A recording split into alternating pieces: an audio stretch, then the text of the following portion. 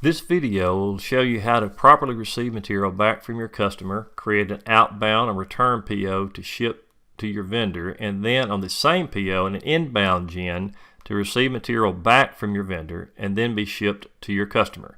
This is required in order to have traceability of material and to properly move costs in and out of your inventory. Okay, first thing we're going to do, since this credit has already been done and in your return goods queue, is go to the return goods queue and we'll enter the branch number, the buy line if you already know what you're looking for, and we look for the order that put this item in the return goods queue. In this case, we're going to add it to a PO that's already out there, which is the inbound PO. This one's already been created. So enter your vendor, and then you use the add to hotkey to add it to an existing PO or create a new one from scratch. But in this case, we're going to scroll down and find the existing PO that's already got the positive gen on it. Now we're going to do an unattached comment by Alt Insert to get a blank line, and we'll enter the comments that are pertinent to this situation that make sense to us down the road for research or whatever, anybody that looks at this. Now that's on your purchase order, and we escape out to the status screen, and now we have one generation. So we want to split this into two generations because we need an inbound and an outbound purchase order. So we change the date.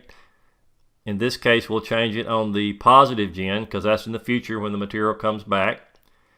We say no to change all. So now we have two generations.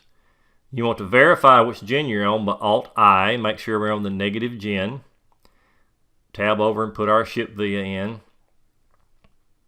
And now we want to receive this return purchase order because we're shipping it back to the vendor. So it must be received to remove your cost. So enter our bill of lading number that we're shipping it back on. This gives you traceability and trackability to find out proof of delivery information.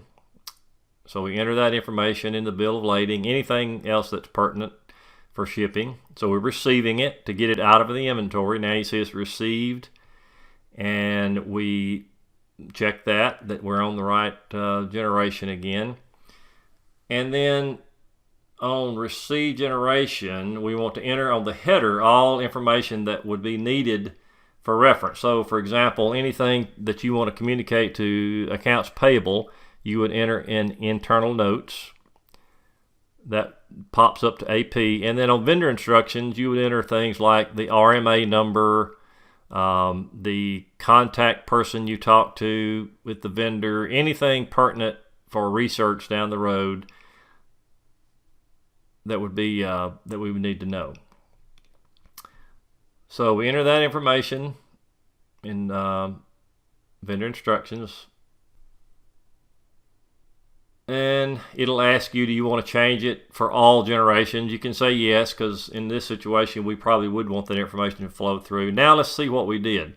So go to the history ledger from the order, and you'll see now we've got a defective, or in this case defective from Jacksonville Electric in, and then we've got an out going to S&C Electric. It goes in the warehouse, out of the warehouse, and we've got a future PO waiting for the material to be returned and then sent back to your customer.